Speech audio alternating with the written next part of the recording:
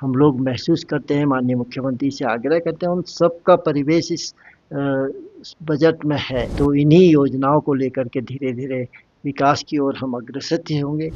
जो क्योंकि मैं भी एक आंदोलनकारी रहा हूँ और हमने आंदोलन किया है सड़कों पर। हमारे साथ भारतीय जनता पार्टी के विधायक अनिल नौटियाल जी हैं। बात करें तो आज विधानसभा सत्र का तीसरा दिन है और सत्ता पक्ष विपक्ष लगातार एक दूसरे से चर्चा कर रहा है और हमलावर भी है। इन्हीं सब मुद्दों को लेकर बात करते हैं। विधायक जी, बात की जाए, आज तीसरा दिन है, लगातार जिस तरह से विपक्षी दल सत्ता पक्ष पर आरोप लगा रहे हैं कि सदन नहीं चलने दे रहे हैं, चर्चा हो ही नहीं रही, विकास कैसे होगा?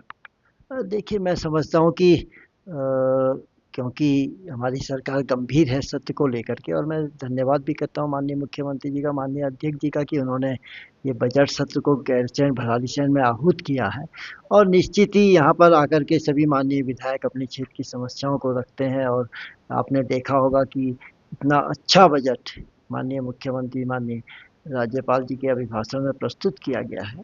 तो मैं समझता हूँ कि उसमें पूरे प्रदेश की योजनाओं को लेकर के, सभी क्षेत्रों के विकास को लेकर के, सभी वर्गों के लिए योजनाएं कहीं न कहीं रखी गई हैं।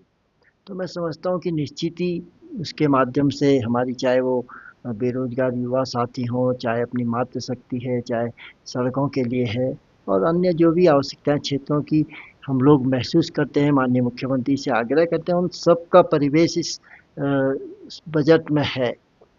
तो निश्चित ही मैं समझता हूँ कि इतना सुंदर बजट, इतना अच्छा बजट रखा गया है कि हम विश्वास कर सकते हैं कि आने वाले समय में जो हमारी कल्पना है कि हम इस ग्रीष्मकालीन राजधानी में बजट प्रस्तुत कर रहे हैं, तो इन्हीं योजनाओं को लेकर के धीरे-धीरे विकास की ओर हम अग्रसर होंगे। और यहाँ पर जो हम सब लोगों की मांग भी है कि स्थायी राजधानी बने, तो मैं समझता हूँ कि उस दिशा में हम तेज़ी से कदम बढ़ा रहे हैं। बड़ी बात कह दी आपने, स्थायी राजधानी की बात कर दी है, क्योंकि लगातार विपक्ष भी कह रहा है कि स्थायी राजधानी होनी चाहिए। आपने भी मांग की है, सरकार आपकी है, केंद्र में भी आपकी है।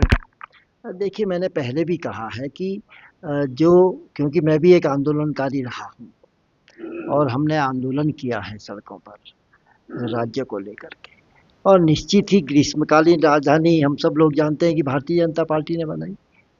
और जो डबल इंजन की सरकार हम कह रहे हैं, माननीय अपने देश के यशस्वी प्रधानमंत्री जी के नेतृत्व में, माननीय धामी जी के नेतृत्व में हम काम कर रहे हैं। आप देख रहे होंगे निरंतर विकास की ओर हम अग्रसर हैं। तो स्थायी राजधानी के लिए जो भी व्यवस्था है, इंफ्रास्ट्रक्चर हमको चाहिए, वो खड़ा किया जाना है गैरसैंण के अंदर। विपक्ष के विधायक हैं हरीश धामी, उन्होंने कहा कि हमारी बातें नहीं सुनी जाएंगी तो हम आत्मदाह कर लेंगे।